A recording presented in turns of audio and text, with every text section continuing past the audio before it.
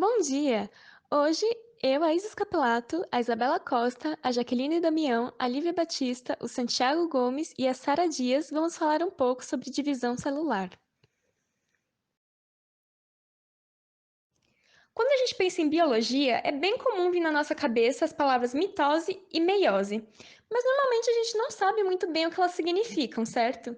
Então eu vou explicar um pouco. Bom, mitose e meiose nada mais é do que divisão celular. É a forma que as células encontram para se reproduzirem através da divisão delas mesmas. A principal diferença entre mitose e meiose é que na mitose a célula-mãe produz duas células idênticas a ela, e na meiose a célula-mãe produz quatro células e divide metade do material genético com elas. Então, mesmo possuindo muitas semelhanças, porque elas apresentam o mesmo DNA, elas também vão apresentar algumas diferenças. É por causa desse processo que existe a chamada variabilidade genética, que nada mais é do que a diferença entre os seres vivos. Então você pode ser muito parecido com seu pai e com sua mãe, mas você nunca vai ser idêntico a eles. Outra coisa é que a mitose gera as chamadas células somáticas, que são as células que compõem nossos tecidos e nossos órgãos.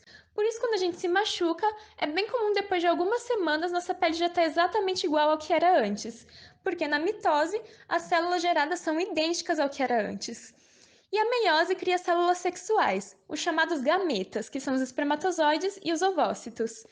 Então, é o exemplo que eu dei dos pais e dos filhos. Mesmo você tendo metade do material genético da sua mãe e do seu pai, você nunca vai ser idêntico a eles, porque a meiose nunca gera células idênticas. Mitose. A mitose é um tipo de divisão celular que ocorre em todas as células eucarióticas, na célula-mãe, e garante a formação de duas células filhas, cada uma com um conjunto cromossômico idêntico ao da mãe.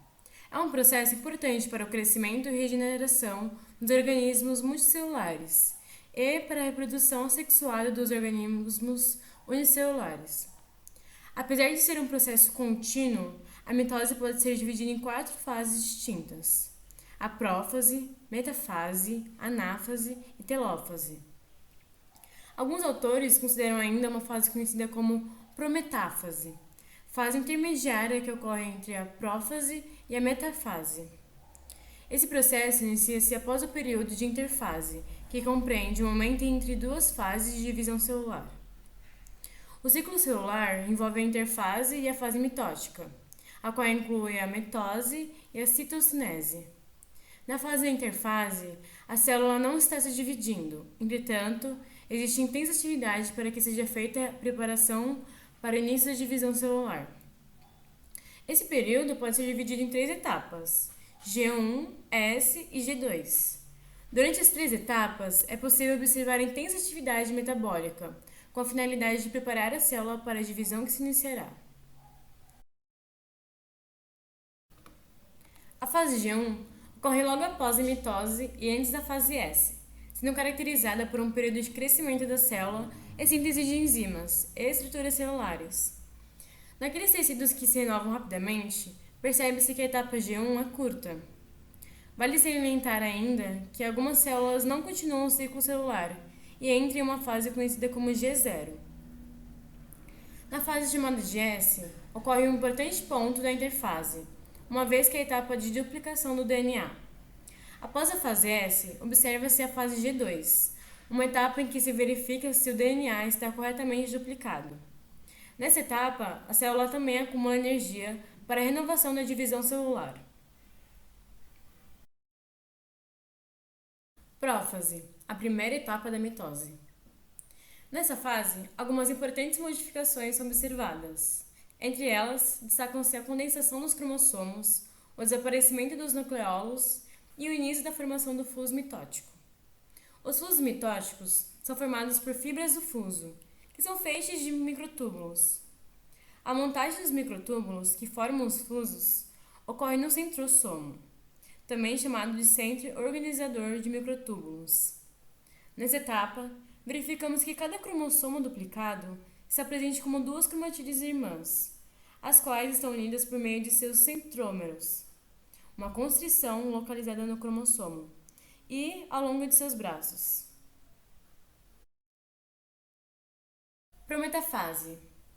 Na prometafase, verifica-se a fragmentação do envelope nuclear e os cromossomos continuam sua condensação. No centrômero dos cromossomos, nota-se a presença do cinetocoro, complexos formados por proteínas especializadas, que serve de local para a ligação dos microtúbulos. Cada cromatídeo irmã apresenta seu próprio cinetocoro. Os microtúbulos que se ligam aos cinetocoros são chamados de microtúbulos de cinetocoro. Vale enfatizar que alguns microtúbulos não interagem com os cinetocoros, estendendo-se de um polo a outro.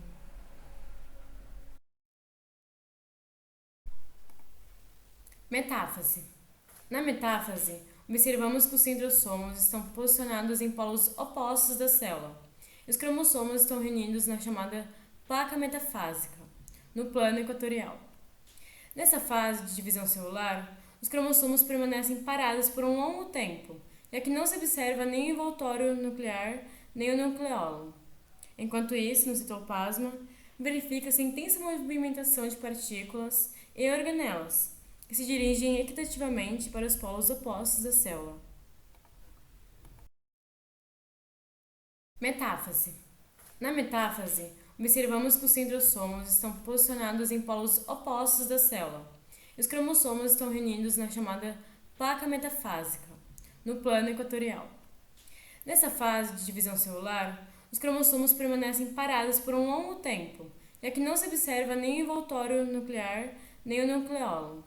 Enquanto isso, no citoplasma, verifica-se intensa movimentação de partículas e organelas, que se dirigem equitativamente para os polos opostos da célula. Anáfase. A anáfase inicia-se no momento em que o centrômero de cada cromossomo duplicado divide-se longitudinalmente, separando as cromatídeos irmãs. E assim que se separam, as cromatídeos passam a ser chamadas de cromossomos irmãos e são puxados para os polos opostos da célula, orientados pelas fibras do fuso. Quando os cromossomos irmãos atingem os polos da célula, termina a anáfase. Assim, cada polo recebe o mesmo material cromossômico, uma vez que cada cromossomo irmão possui a mesma informação genética. Telófase. Na telófase, que é a última fase da mitose, ocorre praticamente o inverso do que ocorreu na prófase e no início da prometáfase. A carioteca se reorganiza, os cromossomos se descondensam, o cinetocoro e as fibras mitocôndrias desaparecem e o nucleolo se reorganiza. Com a descondensação dos cromossomos, inicia-se a síntese de RNA e, consequentemente, o núcleo reaparece. Os dois núcleos adquirem ao final da telófase o mesmo aspecto de um núcleo interfásico. Como já foi dito, a meiose é um processo observado na formação dos gametas, onde verifica-se o surgimento de células com metade do número de cromossomos, o que é fundamental para a manutenção de uma espécie, pois os gametas, ao se fundirem na fecundação, unem-se a um material genético. Consequentemente, o número de cromossomos original, geralmente 46, é retomado. E em animais, a meiose acontece apenas nos ovários e nos testículos. A meiose é um tipo de divisão celular um pouco mais complexa que a mitose.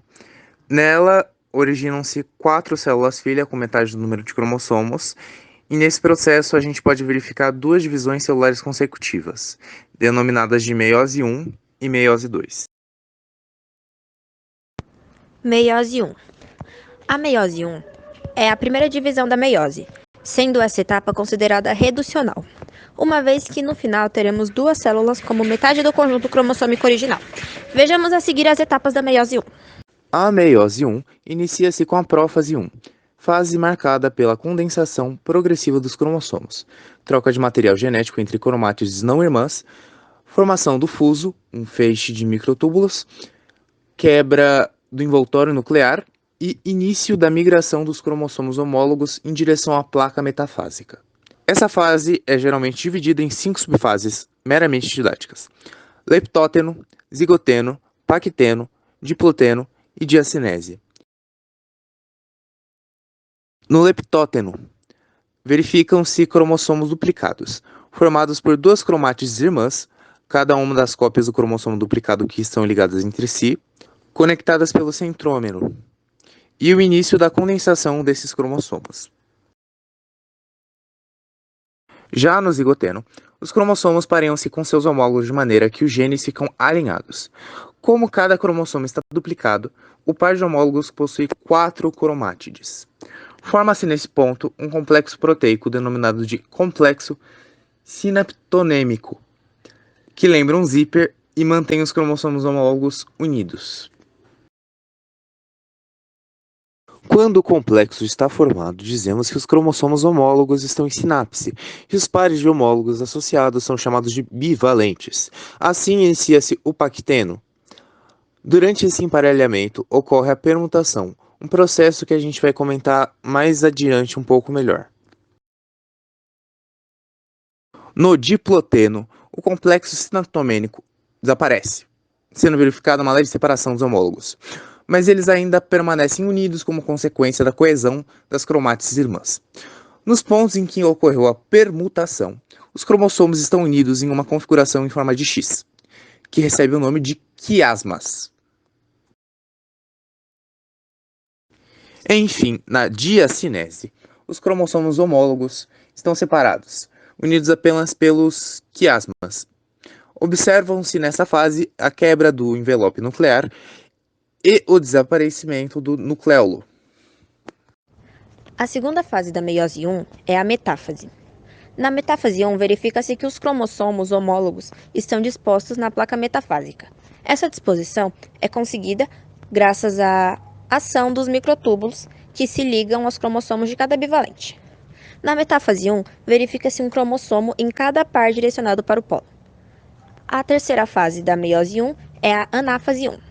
Na anáfase, os cromossomos homólogos separam-se e são puxados para polos opostos da célula, sendo guiados pelas fibras do fuso. É importante deixar claro que na anáfase 1, os centrômeros não se separam e as cromátides irmãs continuam unidas. A separação é observada exclusivamente nos homólogos. E a quarta e última fase da meiose 1 é a telófase 1. Nessa etapa, verifica-se que cada polo da célula apresenta um conjunto haploide completo de cromossomos, os quais estão duplicados.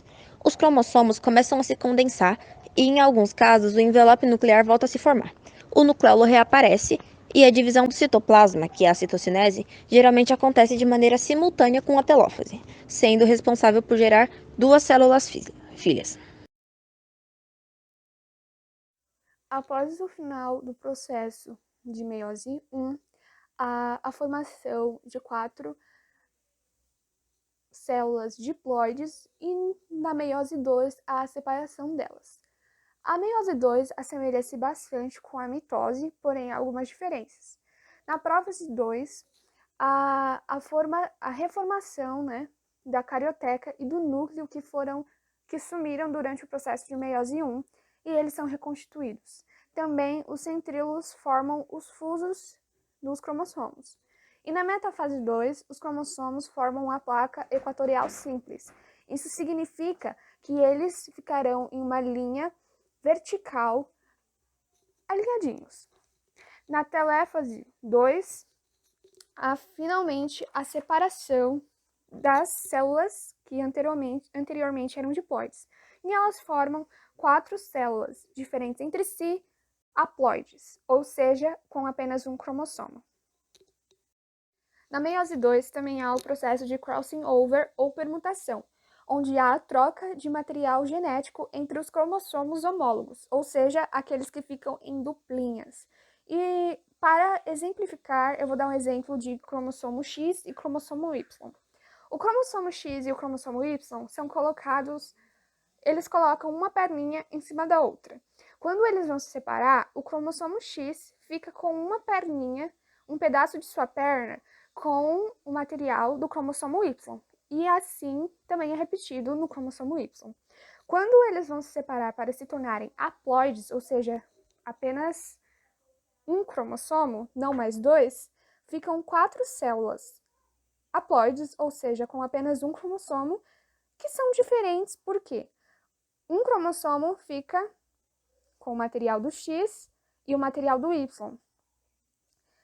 E teremos outro cromossomo que ficará apenas com o material do X.